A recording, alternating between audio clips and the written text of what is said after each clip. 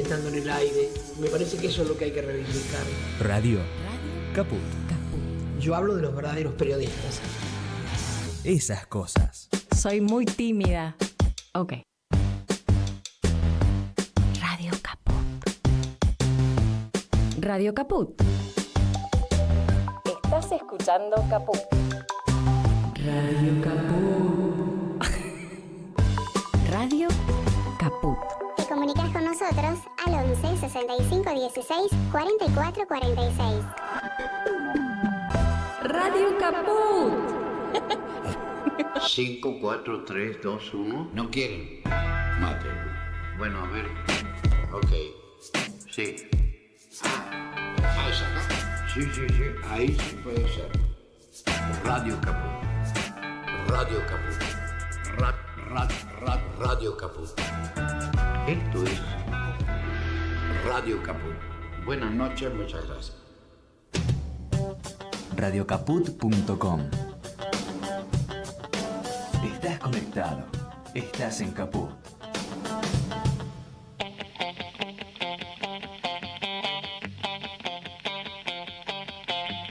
Operativo Clamor.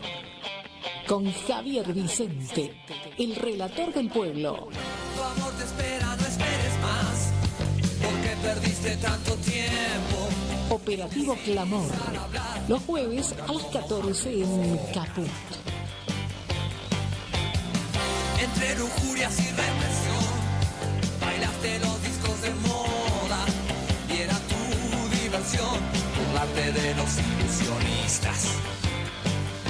No llores por las heridas que no paran de sangrar. No llores por mi Argentina, te quiero cada día más. Muy buenas tardes a todos, a todas, a todes.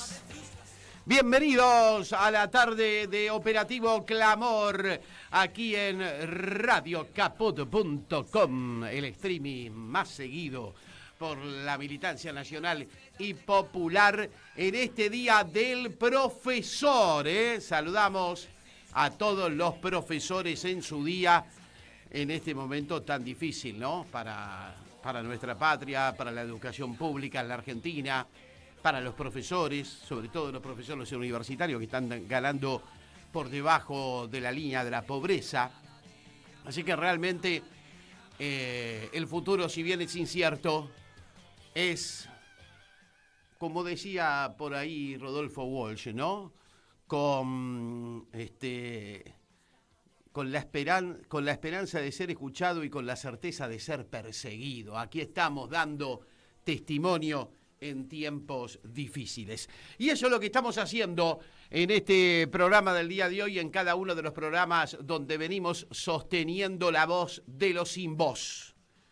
Y a propósito de muchas de las cosas que hemos dicho en este programa y que se van confirmando, lo decíamos hace tiempo atrás, ¿no es cierto? Este gobierno está terminado. Este proyecto político, económico y social está terminado. La pregunta que nos hacíamos al mismo tiempo era ¿qué iba a hacer la política frente a ello? Porque todavía quedan 3 años, muchachos, los anoticio, Todavía faltan 3 años y algunos meses más para que institucionalmente esto se dé por finalizado. Pero el gobierno está terminado. Lo único que viene a proponernos es más ajuste, más miseria, más desocupación, más indigencia, más pobreza. Entonces la pregunta que me hago una vez más, ¿la política está a la altura de las circunstancias de lo que le está pasando a los argentinos? Los argentinos ya cayeron. Si alguno todavía tenía esperanza en que este gobierno iba a poder revertir la cosa, ya solo basta ver lo que pasó el domingo con ese apagón masivo para darnos cuenta de que la mayoría de los argentinos, por lo menos así lo indican las encuestas, el 70% de la población ya no le da ningún crédito a este gobierno. Entonces, ¿la política qué va a hacer? ¿Va a seguir mirando para el costado, haciendo arreglos parciales para salvarse cada uno de los diputados y de los senadores? ¿Qué van a hacer los partidos políticos? Es una buena pregunta para hacerse a esta altura de las circunstancias, porque si el pueblo no es escuchado, en ese mensaje que, por ejemplo, dio el domingo pasado, ¿qué viene después? El salir a las calles. ¿Y en qué va a terminar eso? ¿No sería preferible evitarlo? No sé, son algunas preguntas que me hago. Mientras tanto, tenemos por delante el tratamiento de un presupuesto que muestra una vez más que el camino para este gobierno es el ajuste, el mega ajuste y el sálvese quien pueda.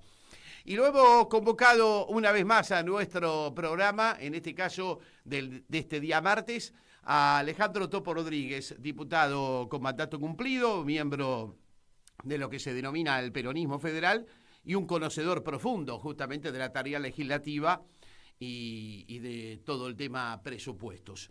¿Cómo te va, Topo querido? Un abrazo grande, gracias por atendernos. Buenas tardes, ¿qué decís? Buenas tardes, Javier. Muchas gracias por la posibilidad de dialogar con vos esta tarde nuevamente. Gracias. Bueno, feliz día del profesor, ¿no es cierto? Vos también sos profesor Bueno, universitario. Sí, exactamente. Muchas gracias.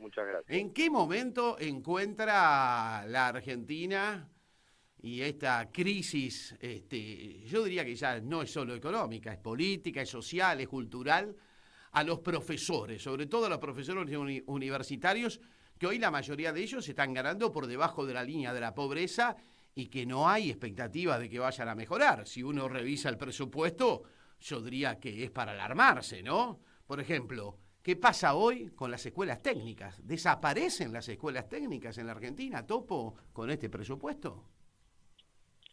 Hay que poner en contexto lo que está sucediendo en la Argentina, salvo algunos sectores en particular. La inmensa mayoría de los trabajadores y todos los sectores sociales han perdido capacidad de compra de sus ingresos desde que asumió Milei. Pero la han perdido de manera notoria, profunda, sí, fundamental. Brutal.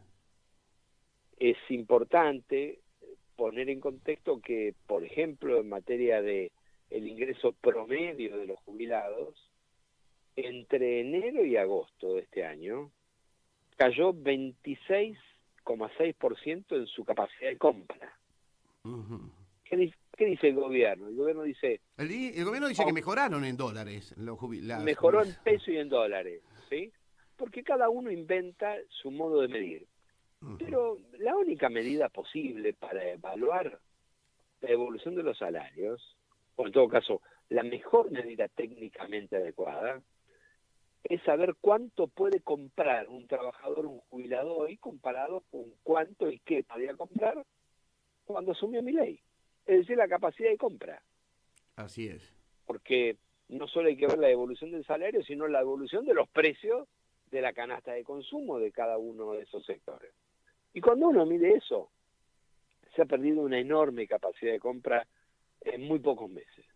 Ese es el gran ajuste que hizo Milei y que ya no se recupera, por más que haya graduales actualizaciones nominales en los ingresos. Ese primer golpazo en el ingreso que pegó Milei entre diciembre, enero y febrero no se recupera. Por eso Milei vetó una pequeña actualización, una pequeña recomposición que era el 8,1% para los jubilados.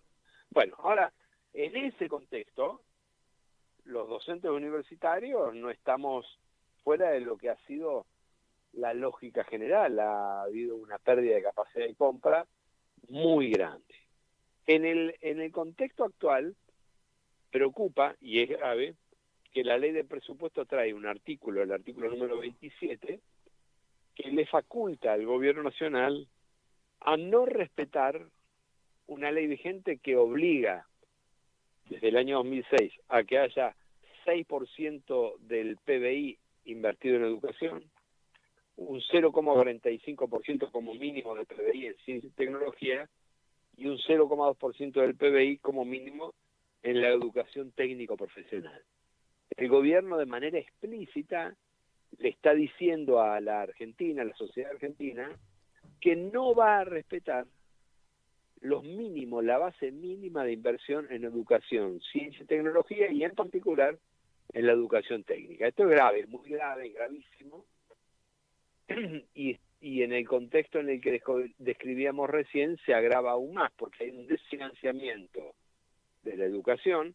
Ustedes saben que en términos reales, medido en una comparación interanual, entre enero y agosto las universidades recibieron un 30,1% menos de transferencias desde el Estado Nacional hacia las universidades. Eso significa un desfinanciamiento del sistema universitario público brutal, casi un tercio en menos de 8 meses o en 8 meses. Así que esta decisión del gobierno de marchar hacia mayor desfinanciamiento de la educación es grave, es preocupante y genera condiciones como para que haya lo que va a haber en las próximas semanas. Va a haber una protesta importante, seria, extendida en todo el país, con epicentro en el área metropolitana y en la ciudad de Buenos Aires, reclamando por el presupuesto universitario. Ahora, ¿el gobierno puede hacer esto? ¿Puede a través del presupuesto incumplir una ley como la del financiamiento educativo, que en este caso fija un 6% del producto a invertir en educación? Es discutible, y lo que el gobierno va a decir es que si esa ley se aprueba, el propio Congreso está poniendo como cláusula, votada como ley, el no cumplimiento de una ley. Es muy polémico, es de discusión profunda, pero a esta altura yo quiero adelantarte qué es lo que pienso de estas cláusulas y del presupuesto en general. Sí. Milei y Toto Caputo no quieren que se apruebe el presupuesto en el Congreso. Están mandando al Congreso un presupuesto invotable para lograr, desde el punto de vista de la coyuntura política, la victimización, argumentando de que la oposición no lo deja gobernar y no le aprueba el presupuesto. Y desde el punto de vista económico, a mediano plazo, ajustar de manera brutal porque quiere gobernar en el año 2025 con el presupuesto de 2023 actualizado con lo de 2024. O sea que es una trampa este presupuesto, esto es lo que vos estás diciendo, es una trampa. Milei envía al Congreso un presupuesto invotable para que sea rechazado y seguir gobernando con el presupuesto viejo y ajustando más brutalmente que en 2024. ¿Qué dice al respecto la Ley de Administración Financiera? En su artículo 27 también, la Ley de Administración Financiera es tajante, dice que si en el inicio del ejercicio anual, es decir, a partir del 1 de enero, no hay un presupuesto general vigente votado por el Congreso, entonces entra en vigencia el presupuesto que estuvo vigente el año anterior. Es lo que está pasando ahora. Bien, pero la diferencia es que ahora está en vigencia el presupuesto anterior porque Milei no quiso tener presupuesto. No hubo un Congreso que le rechazó el presupuesto 2024, sino que Milei no envió un proyecto de ley nuevo ni puso a discusión el proyecto de ley que estaba en el Congreso desde el año 2023 para 2024. Directamente decidió prorrogar el presupuesto 2023. Lo prorrogó y tuvo que actualizarlo con algunas partidas adicionales, porque si no es imposible gobernar con lo mínimo, a través de decisiones administrativas, de algunos decretos o resoluciones del Ministerio de Economía. Ahora, solo por gobernar con el presupuesto 2023, actualizado muy moderadamente en 2024, Milei se garantiza ajustar en todo el año 2024 $35.000 millones, o en todo caso, el equivalente en pesos a $35.000 millones. Ahora lo que Milei busca es que el gobierno tenga el rol de víctima porque el Congreso le rechaza el presupuesto, que es un presupuesto invotable, y entonces pondrá en marcha la ejecución del presupuesto del año 2023 con más las actualizaciones del año 2024. Por eso, estemos muy atentos porque vamos a encontrar un gobierno que no negocie nada. Cuando los gobernadores pidan unos pesos más para obra, va a decir no. Cuando algún sector de la oposición le pida flexibilizar el presupuesto para educación, va a decir no. cuando se le advierta que el presupuesto para inteligencia y seguridad es demasiado comparado con el presupuesto de salud, va a decir no, todo que no, para que se lo rechacen y gobernar con el presupuesto viejo. Ah, ahora se entiende. O sea que lo del domingo fue toda una puesta en escena. Una puesta de El escena domingo, para tratar de sacar rédito de marketing político, aunque le salió el tiro por la culata, evidentemente, ¿no? Porque la gente se dio cuenta que era una trochada.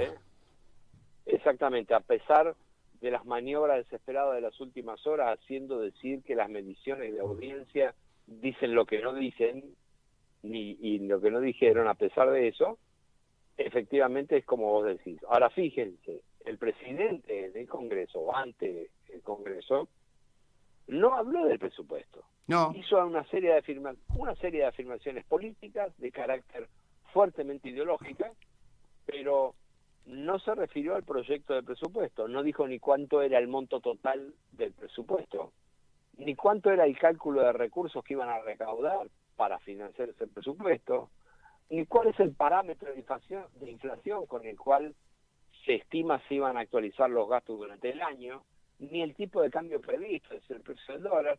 El presidente habló de cualquier cosa y no del presupuesto. Ahora que empezamos a ver el presupuesto en detalle, emerge con toda claridad cuál es la estrategia. Presentar un presupuesto invotable para victimizarse políticamente y para sobreajustar más de lo que todavía ya han ajustado durante el año 2025. Claro, claro. Ahora, ¿qué deberían hacer diputados y senadores para no caer en la trampa? Porque como bien vos decís, esto es invotable. Cuando le pidan a las provincias un ajuste de 60.000 millones, todos sabemos que no es ni que no alcanza a juntar ese dinero todas las provincias juntas, ¿no? Bueno, la pregunta que vos haces es medular. Es muy importante, porque ya sabemos que el gobierno quiere que el presupuesto sea rechazado. Entonces uno está en un dilema, los senadores y diputados están en un dilema, porque si se lo rechazan, le dan la llave para que ajuste gobernando con el presupuesto viejo. Si se lo aprueban tal como está, le dan la herramienta para que igual sobreajuste con ese presupuesto nuevo.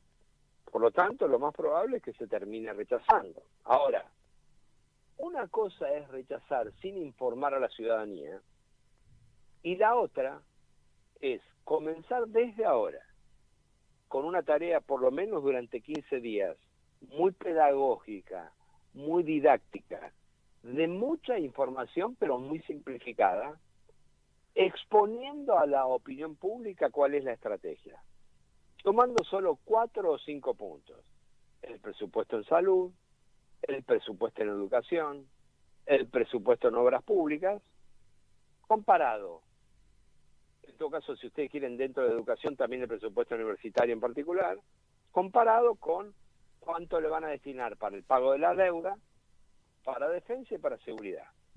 Entonces la oposición debería mostrar gráfica y sintéticamente qué es lo que quiere hacer Milei, para que cuando el presupuesto aparezca rechazado, el gobierno no tenga la excusa de decir que no lo dejan gobernar, sino que quede evidente que lo que quiere hacer el gobierno es gobernar profundizando el ajuste y las injusticias que ha consolidado durante este primer año. Tengo la impresión que la salida es indefectiblemente que el proyecto de presupuesto no se va a aprobar, esa es mi impresión. Claro, claro, claro.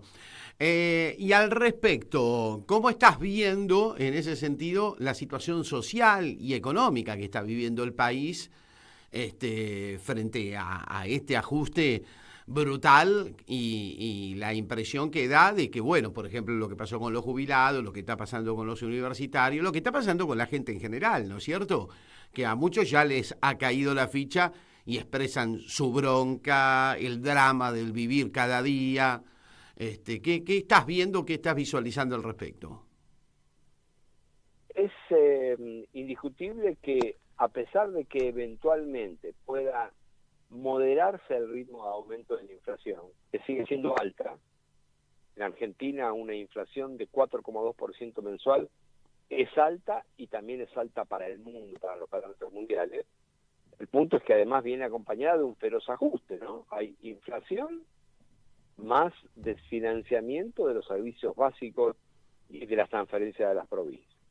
En ese contexto, y especialmente por el brutal ajuste que Milei aplicó en los 2 o 3 primeros meses, la situación social no solo que no se recupera, sino que va a empeorar durante los próximos meses. Estoy hablando de la pobreza, de la indigencia, del deterioro de la salud de los sectores más humildes, de la capacidad de compra de los ingresos de los jubilados y de los trabajadores. Eso no se está recuperando. La situación social tiende a agravarse. Por lo tanto, aumenta la demanda de alimentos, aumenta la demanda de los bienes y servicios básicos a los que los hogares más humildes de la clase media trabajadora no pueden llegar, no pueden alcanzar. Sobre la base de esa que es una realidad angustiante, me parece que hay que dar una discusión profunda también luego, y para el año que viene en términos políticos, para construir la alternativa o las alternativas que en cada una de las realidades provinciales de la Argentina propongan una alternativa a este gobierno, que es un gobierno que no está débil. Muchos pronosticaron o soñaron que un día Milei se levantaba, se deprimía y se iba. Eso no pasa. Eso no existe. Y si sucediera, automáticamente asume la vicepresidenta, no asume a alguien que surge de la oposición a este gobierno. Asume la vicepresidenta, que es Milei más Videla. Es lo mismo, peor. Entonces, frente a eso hay que ir construyendo una alternativa política y social. Yo quiero conversar con vos el rol del Congreso, porque a pesar de que hay un presidente elegido por el 56% de los votos, esto es un presidencialismo muy fuerte, el Congreso le ha venido poniendo límites a algunos excesos de Milei, y es importante ver que a pesar de no lograr algunos objetivos, cada vez va creciendo más la oposición en el Congreso. Uh-huh. En las últimas 2 votaciones de la Cámara de Diputados, la oposición obtuvo 156 votos y 153, cuando la mayoría es 129. ¿Qué es lo que no logró la oposición? Bueno, no logró 2/3. Lograr 2/3 es muy difícil. El gobierno se las ha ideado para que, estando en minoría, obligar al Congreso a ser los opositores quienes reúnan los 2/3. Claro. Por eso veta las leyes. Al vetar la ley, invierte la ecuación.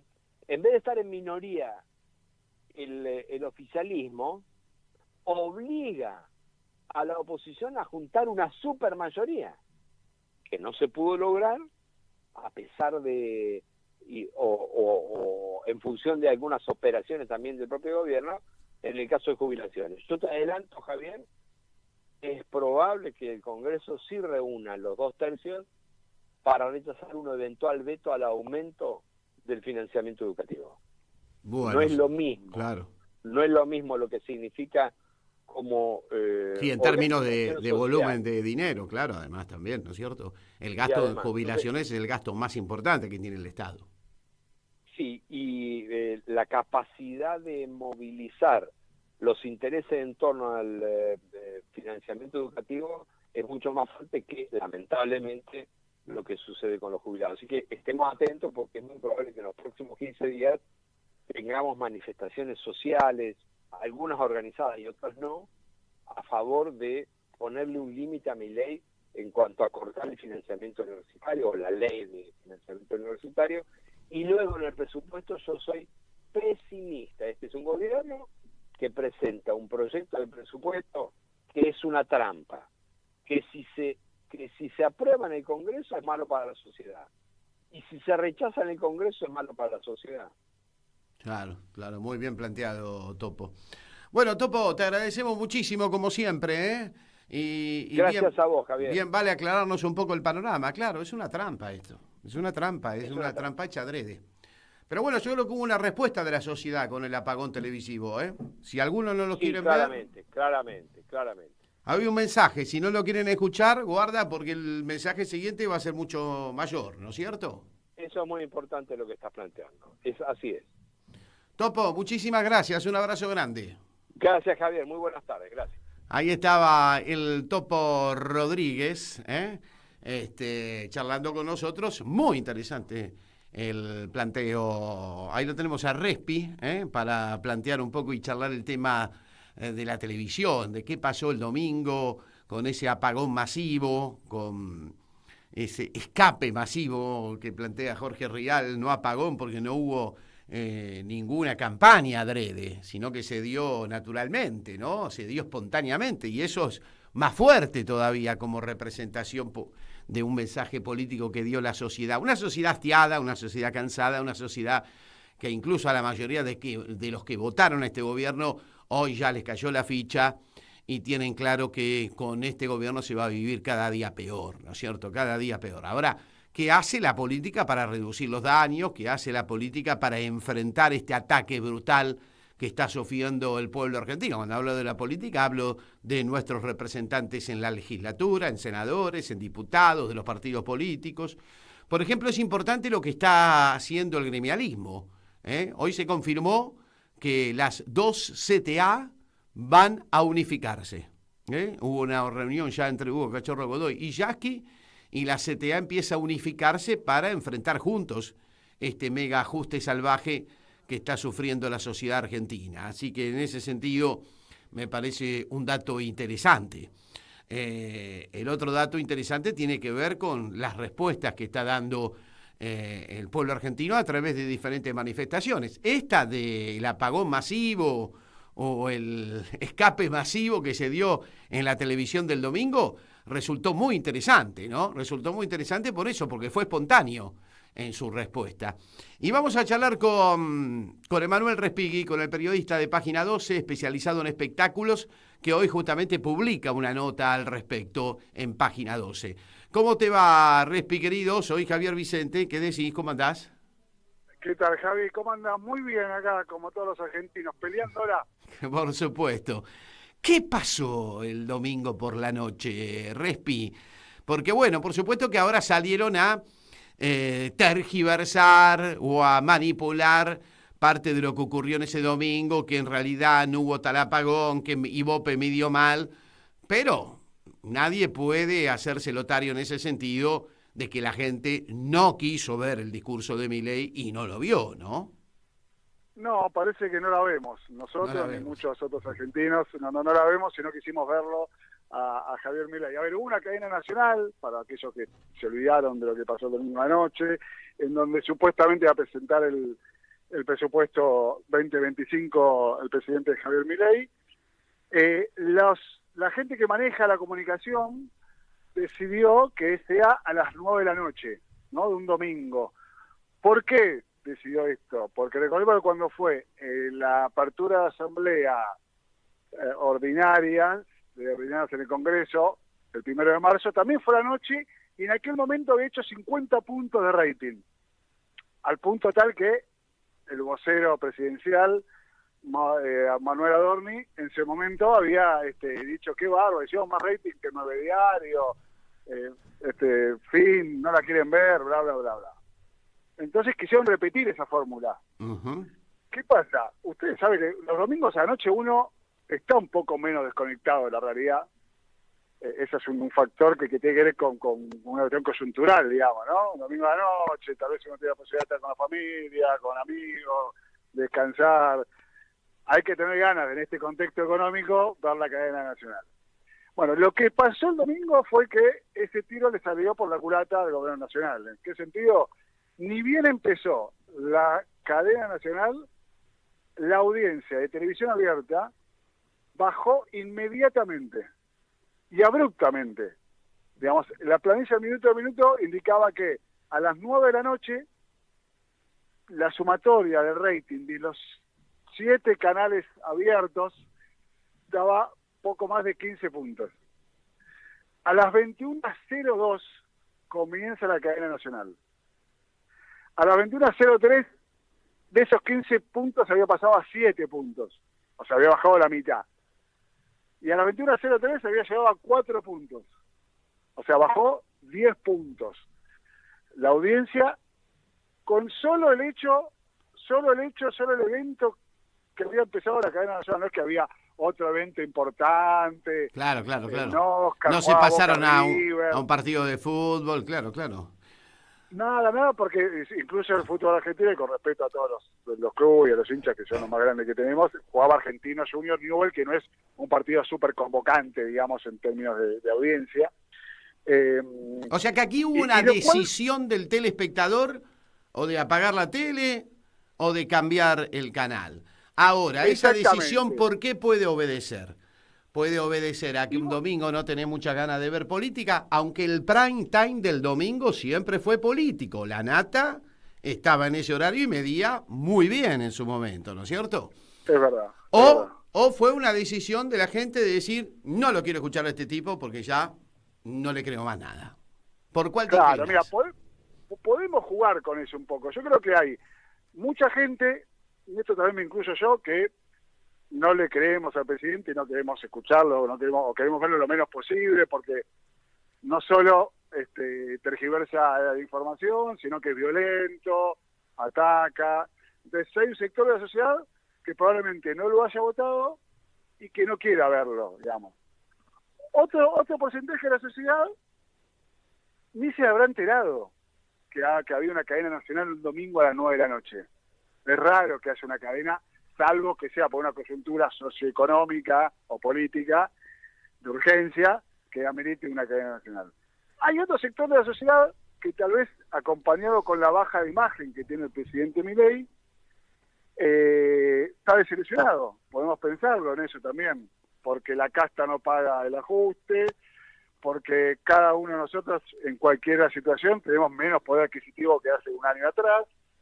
Y después hay otro sector de la sociedad, tal vez que sí lo votó y que incluso aún lo apoya, pero que no quiere desilusionarse, que lo apoya porque tal vez tiene más odio o encono más con otras propuestas. Claro. Exactamente, que sea antikirchnerista, antiperonista, antiizquierda, como queramos llamarlo, digamos, pero que tampoco lo quiere ver porque a veces cuando lo escucha sabe que está haciendo las cosas mal el presidente de la Nación. Entonces, creo que se juntan muchos factores, algunos, insisto, coyunturales, de ser domingo a la noche, y otros que son sociales, económicos, emocionales, porque también escucharlo a Javier Milei, que mucha gente de Javier habrá votado ilusionadamente, con esperanza, digamos. Yo conozco gente que entiendo la motivación de su voto, digamos, porque el gobierno anterior no le resolvió un montón de problemas y porque tal vez quiso creer, porque los medios de comunicación te hacen creer que era la opción más adecuada, etcétera, etcétera. Y que la verdad que es feo, o no quiere bajarse de ese lugar de apoyo todavía, aun cuando sabe que la cosa está mal. Claro.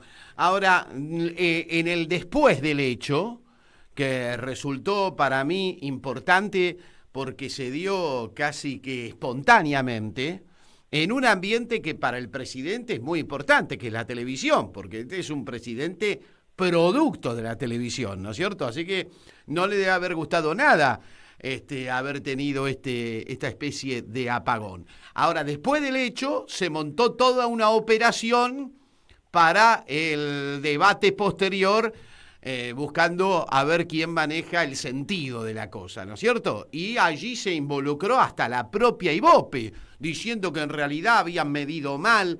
¿Qué podés decirnos al respecto, Respighi? A ver, esto hablo para que la gente entienda. Esta información de que la cadena nacional había perdido 10 puntos en la televisión abierta, que en las edades informativas también había bajado 3 puntos, la audiencia que tenía ante la cadena y la que tuvo durante la cadena nacional.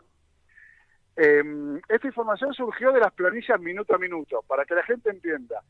Ibope brinda un servicio que te da la información con 2 minutos de delay de cuánta gente está viendo los canales de televisión, digamos, ¿no? A través de los People Meter, que son como unos aparatos, como las cajas de cable o de televisión paga que uno tiene conectada al televisor, que son en total cerca de 900 aparatos que electrónicamente le enviaron en ese momento a Ibope cuánta gente estaba viendo la tele, los canales, etcétera. La información de esta caída abrupta fue de ese panel minuto a minuto, ¿sí? Bien. Al otro día es cuando llega una planilla consolidada, que se llama, que es que se suman aquellos hogares que tal vez porque justo hubo un problema electrónico, entonces ese People Matters no mandó a mandar la información al centro que lo recoge y lo analiza y lo distribuye, que haya un desperfecto técnico, etcétera. ¿Qué consolida ese dato? ¿Qué significa eso? Por lo general se ajusta, y esto lo vemos a diario, ¿qué pasa? Se ajusta un 10% del número del minuto a minuto. Es decir, si un programa, por ejemplo, hizo 10 puntos con el minuto a minuto, cuando se consolida el otro día puede haber hecho 9 u 11. Claro. Ese es el margen de variabilidad, es muy pequeño. Pero ¿sí? acá hablaron de otra cifra. Acá pasaron a 28. Exactamente. Lo extraño esta vez es que el número que se consolidó posteriormente a las planillas es muy superior a lo normal, digamos, y a favor del gobierno nacional.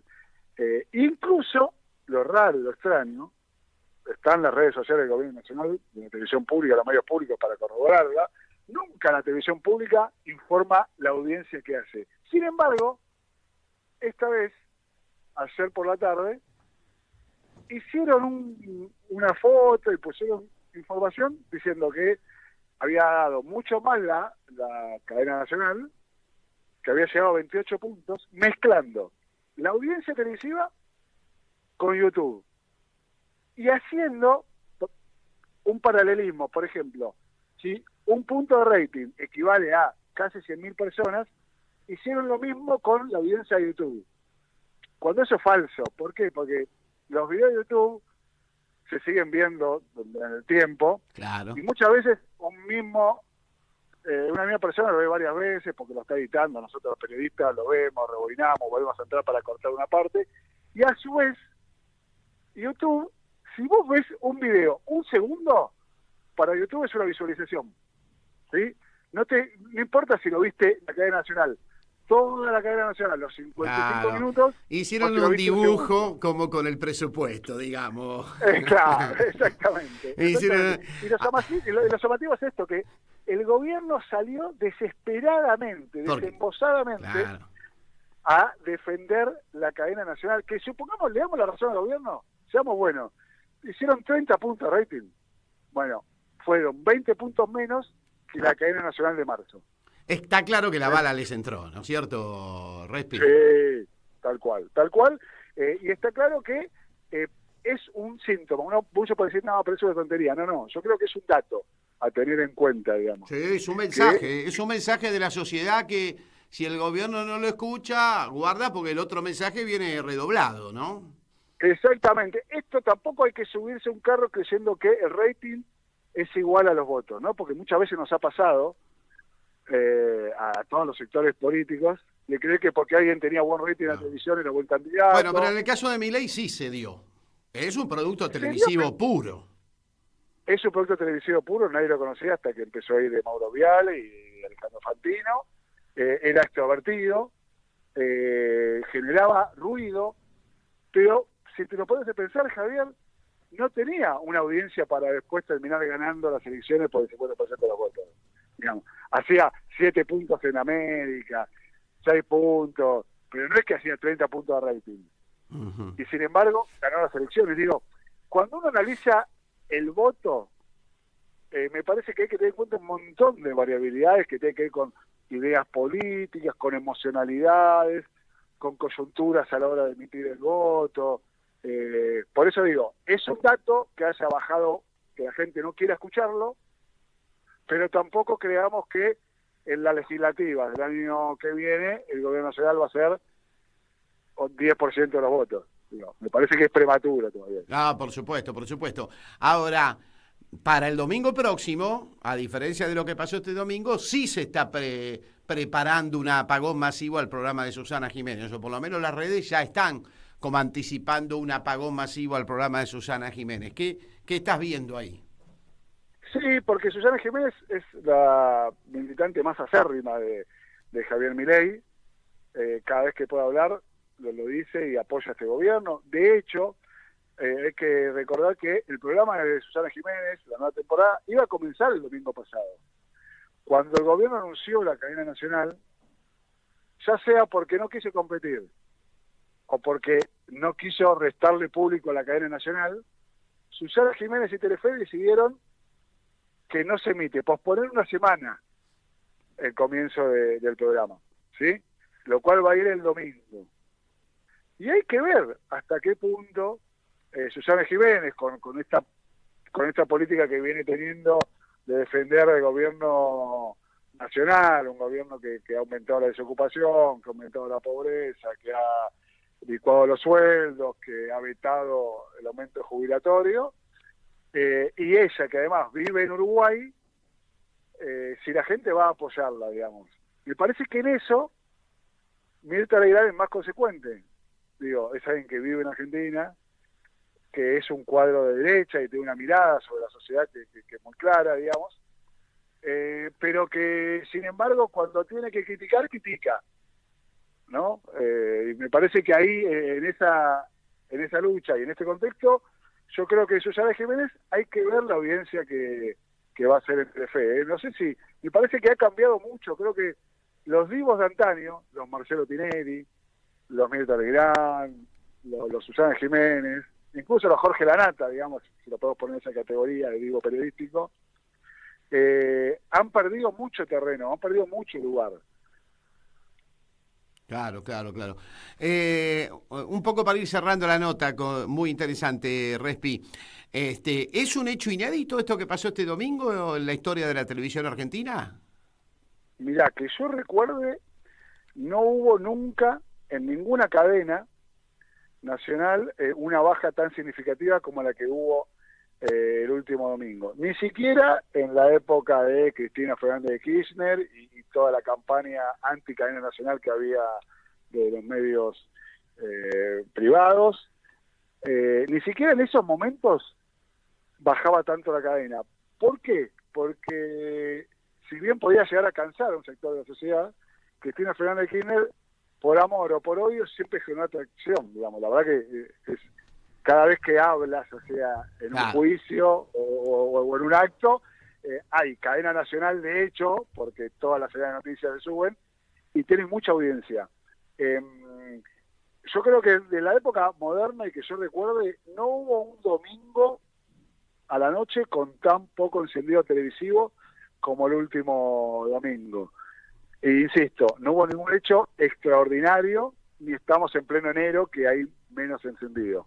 Me parece que obedece a que la gente está cansada, harta, y de la situación socioeconómica, y también de Javier Milei, que más allá de las políticas públicas que implementa, a su vez es alguien que es por lo general grosero, que es canchero. Me parece que la situación social es difícil como para seguir canchereando, y a su vez es violento. Claro. Ahora entiendo por qué la bala entró, Respi, gracias a tu explicación. Porque para este tipo de personajes no hay nada peor que la indiferencia. Y lo que pasó el domingo fue que la gente le plantó indiferencia al personaje en cuestión, ¿no? Tal cual. Y creo que eso es lo peor que le puede pasar a este gobierno, porque este gobierno se jacta, digamos, de tener primero la política en su mano. Es decir, de tener la centralidad, política, de que la atención esté puesta siempre en ellos, ¿no? Claro. Exactamente. La agenda política en estos 10 meses la manejó el gobierno, digamos, con sus errores, con sus virtudes, con sus propuestas alocadas, con sus barbaridades, pero no la bajó la oposición, en ningún momento la pudo manejar, digamos. Entonces, lo peor que le puede pasar es que haya indiferencia, digamos. Como alguna vez dijo el filósofo paraguayo José Luis Chilaver, para Milei, lo importante es que hablen bien que hablen de él, no importa si hablen bien o mal, sino que hablen de él. Y creo que lo que pasó el domingo le entró y muy fuerte, al punto tal que te doy un dato, en las redes sociales, que además es un lugar donde ellos también hacen pie fuerte, la cadena nacional de la Asamblea Legislativa, la conversación social, es decir, los mensajes relacionados a esa cadena nacional y a Milei, habían tenido las 24 horas posteriores 1,5 millones de mensajes. Y sin embargo, en esta cadena, en las primeras 12 horas, solamente había tenido esa interacción en redes sociales 211.000 mensajes. Lo cual habla también que no solo la gente lo dejó de ver, sino que no les interesó ni siquiera para comunicar o contestar algo en redes sociales. Ojo con este punto. Tal vez por eso el gobierno tergiversó estos datos y salió con estos datos inflados y tergiversados de YouTube el lunes a la noche para que se sigan hablando de la cadena nacional. Digamos, nosotros también a veces caemos en su trampa. Caemos en la trampa, pero está claro que esta indiferencia que hubo hacia el discurso presidencial del domingo pegó y pegó duro. Respi, como siempre un placer charlar contigo y te seguimos leyendo en página y en todos los medios donde solés estar con tu presencia, ¿eh? Dale, bueno Javi, muchas gracias y bueno, un saludo a toda la audiencia y sí, siempre mejor cualquier contenido televisivo antes que ver a un presidente desquiciado que además no ve la realidad. Un abrazo grande, Manuel Respighi, y hasta la próxima. Hasta la próxima. Ahí estaba el periodista de Página, Manuel Respighi, muy interesante lo que plantea. Lo vamos llamando Luisito Delía, que estuvo en Venezuela, vamos a hablar con él de Venezuela. Pero qué interesante lo que dice Respighi, claro. Aquí lo que lo mató al presidente fue la indiferencia. Hubiese preferido que la gente lo mire para putearlo que lo que pasó. Y a veces la sociedad, que muchas veces nos preguntamos por qué votaron esto, a veces la sociedad comete errores, porque no es que los pueblos no se equivocan, sí, a veces se equivocan, votaron a De la Rúa, ahora votaron a Peluca, pero a veces la sociedad también manda mensajes bien colocados. Y esto fue espontáneo y fue un mensaje de indiferencia, que es lo que peor le puede ocurrir a un personaje como ¿no? Muy interesante la charla con Respighi. Pero ahora vamos a hablar con Luis Delía, que estuvo hace unos días atrás en Venezuela y teníamos ganas de charlar con él, a ver cómo vio a esa Venezuela de la República Bolivariana, de la Revolución Chavista, tan denostada, tan atacada en los últimos días y en los últimos tiempos. ¿Cómo estás, Luisito? ¿Qué decís? Javier Vicente te saluda. ¿Cómo andás aquí en Radio Caput? ¿Cómo estás, Javier? ¿Cómo va eso? Bien, aquí peleándola, ¿no? Contanos, porque estuviste en el Congreso Mundial Antifascista y porque pudiste ver en vivo y en directo la Venezuela de Nicolás Maduro, que ganó las elecciones, ¿no es cierto? Queda claro que ganó las elecciones, Luis. Ganó las elecciones sin ninguna duda. Se han dicho muchas pavadas en el medio. A ver, cuando le piden a Maduro que publique las actas, estamos hablando de 57.000 mesas, 57.000 actas habría que publicar. Ningún país del mundo hace eso. Lo que se publican habitualmente son los resultados generales, que te podrán gustar o no, pero Argentina, cualquier país del mundo hace eso. Después otra gran mentira era la filiación de los 28 muertos. Uh-huh. En realidad los 28 muertos son del bando chavista. Lo que ha hecho la derecha, al más puro estilo conspirativo, fue de alguna manera terminada la elección, intentar agitar el desorden, ¿no? Claro, intentar agitar el caos. ¿Y qué viste? ¿Viste paz social? ¿Viste un pueblo que siga adelante pese a todas las acechanzas? ¿Cuál es la situación económica de Venezuela? Porque se habla de una recuperación económica de Venezuela en este momento, ¿no? Sí, está mejor. Ellos en el 2018 pasaron de recaudar 50.000 millones de dólares por año a recaudar 700 por el bloqueo norteamericano y por las sanciones, las más de 60 sanciones económicas, ¿no? Uh-huh.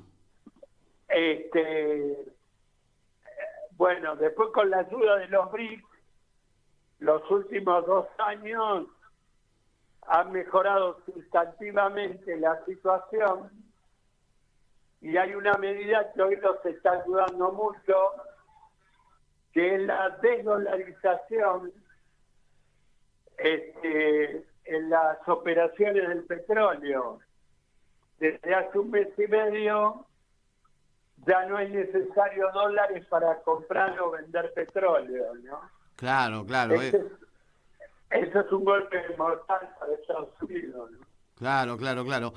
Y uno lo que vio fue que finalmente se encauzó la situación política, que la oposición tuvo que rendirse, podríamos decir así, ante las evidencias, que incluso el candidato de la derecha venezolana finalmente se fue a España.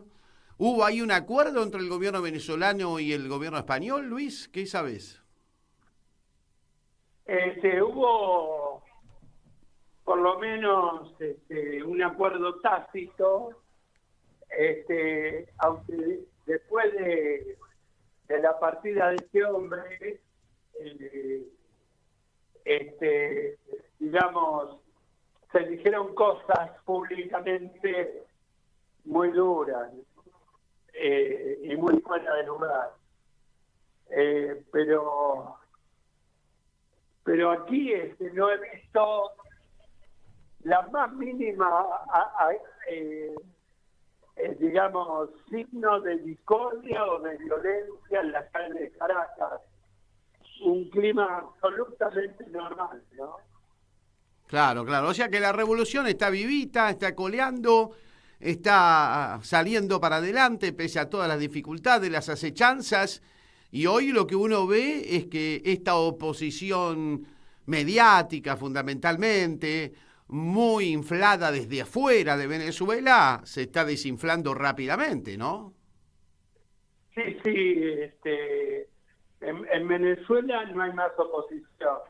Y afuera se va desinflando esta campaña prohijada por Estados Unidos, que ha hecho muchísimo daño, ¿no? Ahora, ¿qué crédito le podés dar a un país como los Estados Unidos, que llevó adelante el Plan Cóndor en América Latina, que asesinó a 1 millón de latinoamericanos, que invadió 92 países, saqueando y destruyendo todo lo que encontraba en el camino? Digo, ¿qué autoridad moral y política tienen para pedirse nada los norteamericanos, ¿no? No, ninguna. Bueno, Luis, la verdad que es un placer, como siempre, charlar contigo, que nos cuentes ahí de primera mano cómo viste la situación en Venezuela. Esta ha sido una tribuna de defensa de la revolución chavista, del presidente Nicolás Maduro, cuando arreciaban las críticas, incluso en algunos casos de los propios, ¿no? Porque ahí me parece que quedaron bastante desacomodados. Lula y otros que se hicieron los democráticos, entre comillas, ¿no? Sí, mirá, Lula prefirió priorizar su alianza con la derecha paulista, que lo sostiene en el poder, y me parece que esas cosas con el tiempo se pagan caro, ¿no? Claro. Luis Delía, gracias, hasta la próxima. A tu disposición, Javier, que andes bien. Un abrazo grande. Ahí estaba Luis Delía charlando con nosotros.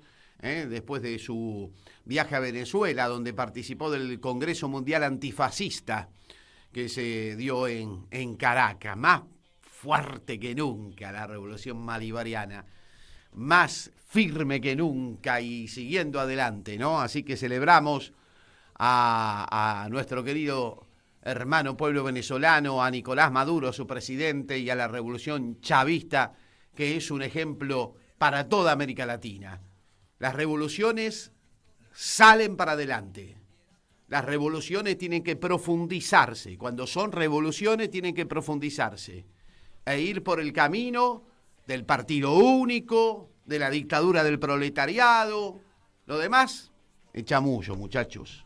Lo demás es partidocracia burguesa neoliberal. Cuando hablamos de revolución, ¿no? La nuestra no fue una revolución. La nuestra fue, como decía Ricardo Rubier, un gobierno reformista. Así estamos, con la contrarreforma en estos momentos gobernando la Argentina y llevando al desastre total. Bueno, nos estamos yendo, 14:58. Hoy queríamos homenajear a Víctor Jara. Hace 51 años lo asesinaban, le cortaban las manos. La dictadura brutal de Pinochet, la dictadura brutal apoyada por la CIA, terminaba con la voz y terminaba con la vida de uno de los grandes poetas latinoamericanos, que sigue vivo en nuestros corazones y sigue presente con su música y con todo su talento. Por eso nos despedimos escuchando al gran Víctor Jara. La seguimos el jueves próximo, aquí en Radio Caput, como siempre. Gracias Martín Loza en la operación técnica y gracias a todos ustedes que además siguen aportando el cafecito ahí en el QR que tenemos en pantalla. Luche y vuelve, que vuelve la morocha, ¿eh? El discurso que se mandó el viernes. La seguimos el jueves. Gracias a todos. Chau, chau. Muy bien, voy a preguntar por ti, por aquel, por ti que quedaste solo, el que murió sin saber que murió. Murió sin saber por qué, se acribillaban el pecho, luchando por el derecho y un suelo para vivir. Hay que ser más infeliz, es quemando, disparar, sabiendo cómo evitar una matanza fácil. Puerto Mono, Puerto Montt, Puerto Mono, Puerto Montt.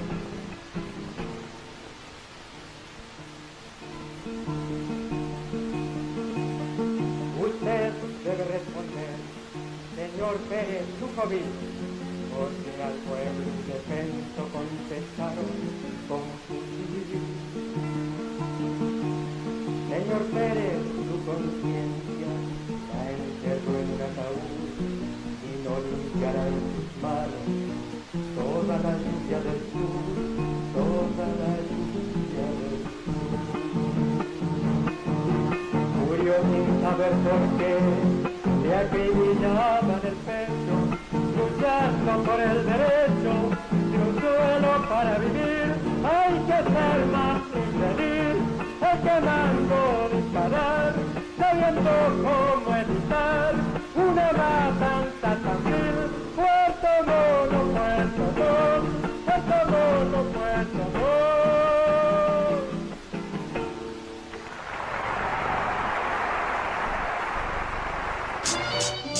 En Caput había un viejo. pasan cosas.